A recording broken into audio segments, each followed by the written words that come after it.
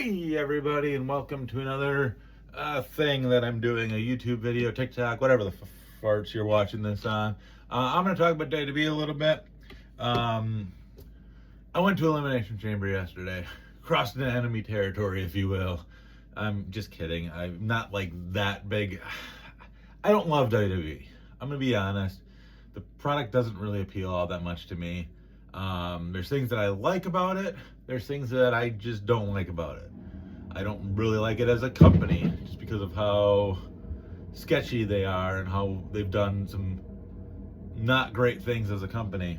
But there are things that I've loved about it, like NXT Black and Gold, that got me like really deep into professional wrestling again. That and getting into ROH quite a bit right around the same time period. But I went to Elimination Chamber, and I will say the one thing that I absolutely love that they do are these event-exclusive pins for the shows. I think these are awesome. I wish AEW did something like this. It's a cool collector's item. It's something you can display. You can put them in. I've got mine kind of like right here. You can display them. You can get one of those, board things with the glass thing on it, whatever the shadow box is, and put them in there. You do all sorts of things like that. Really fun, cool gimmick to do.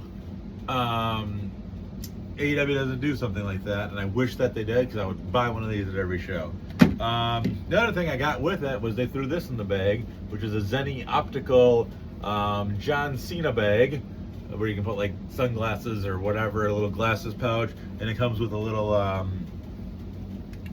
microfiber, I can't get it out right now, but a little microfiber like eyeglass cleaning towel. That's not it. Whatever. It's got a little towel in there that's kind of like the same thing as this, but for cleaning your glasses. And then this, which they put on all of the chairs in the arena, and they handed out in my area, the WWE 2K towel with CM Punk on the front, and then a little message on the back saying, like, basically, hey, this is free, buy our video game instead. Little advertising for him, that's cool. Overall, my take with the event itself is, I don't know, it was fine. The Elimination Chamber matches themselves were okay. Felt like we got a lot more entrances than we did wrestling, which I guess for WWE is probably par for the course. Just kind of a shame that it's gotten to that point where it's just like we're getting a lot of music and entrances, and the wrestling happens, and it's kind of generic and whatever, and it's not really about what's in the ring. And there's some cool moments. Sometimes they'll do some cool stuff, especially in the Elimination Chamber matches, but overall it was just kind of like, that was it, huh? I don't know. A little disappointing, but it is what it is. Like CM Punk, Finn Balor, it was a fine match.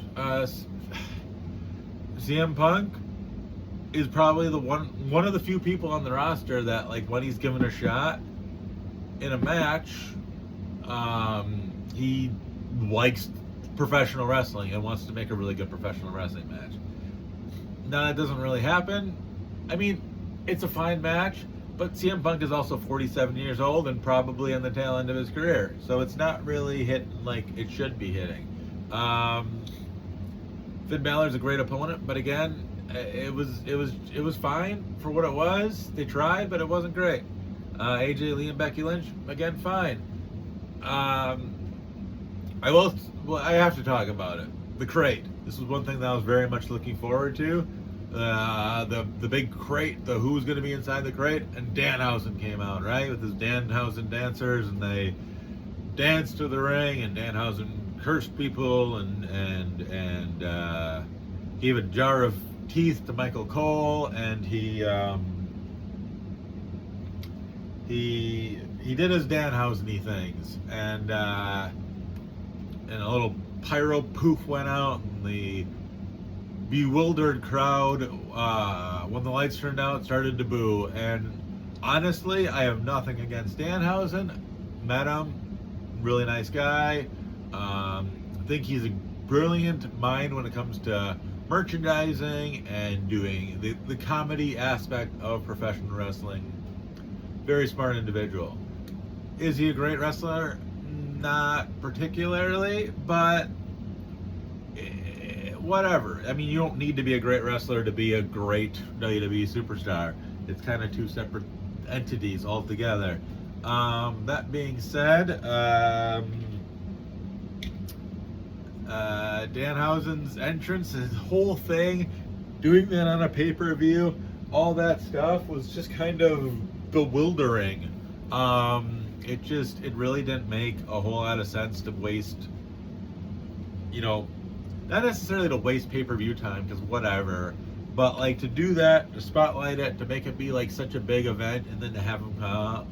I mean, there's obviously going to be comparisons to this online already and stuff. People have made this comparison, but it felt a lot like Danhausen wanted to do the gobbledygooker act. Wanted to have the big egg, wanted to have the big debut on the pay-per-view, wanted to come out with the dancing and, doing this whole gimmick right here. And iconic moment, crowd shit all over it, and they kind of got rid of it and didn't really think much about it. Now, obviously, Danhausen, they're not going to just poof and get rid of. That would be silly. However, it's one of those things where it's just like, well, what is Danhausen's future in the WWE? And like, yeah, he can be successful. There's no doubt about it. Dude's got talent. He can do it. It's just one of those things where it's just like, in the larger WWE landscape, what value does he have? I'm not really sure. He'll sell merch, and I guess ultimately that's all that truly matters. So good for him. So anyways, my thoughts on WWE as a whole, I don't watch weekly programming from WWE anymore. I just found myself watching it and not caring very much. And it's a bad spot to be in, but that's a spot where I know, like, hey, I need to stop. And there's enough wrestling on TV, on the internet, in Japan, in Mexico, in Europe, throughout the United States on a weekly basis that I can't keep up with, that I would much rather spend my time watching than WWE, and I'm going to keep doing that because that's what I like doing. So that being said, WWE is not hitting for me at all right now. That being said, am I going to WrestleMania? Yeah, probably. Am I going to be disappointed by WrestleMania? Yeah, probably. Was I disappointed in the last WrestleMania, which was my first WrestleMania that I went to? Yeah, it really was. But I don't know. We'll see from there how things go and whatnot. But I'm not gonna lie. This new pay-per-view format that they've established since, largely since Peacock, but it's gotten worse over the past couple of years, where there's so many ads, there's so much filler in all of these shows that it's so hard to get a rhythm. I've been in the arena, like I said, for these shows, and not gonna lie, sometimes the thought process, especially from WWE compared to AEW, sometimes the thought process is nice, because after a WWE match, you can go to the bathroom and not really miss anything. In AEW, if you go to the bathroom, who knows what you're gonna miss. Even if it's right after a match, you're probably gonna come back and the next match is already a couple minutes in. It's just a whole different beast, a whole different pacing structure whatsoever, and I prefer AEW more just because it's like, get ready, buckle in, it's going to be non-stop action for the entire time that you're there. And you might be there longer, but really it's not that much longer compared to, getting a 4-match WWE card that goes 4 hours or 3 hours or whatever, compared to an AEW show where it might go 5 hours, but you're getting 13 matches and all of them are going to be fucking home runs. So, I don't know. Hopefully they figure it out, and if they don't, who knows. But thanks for watching.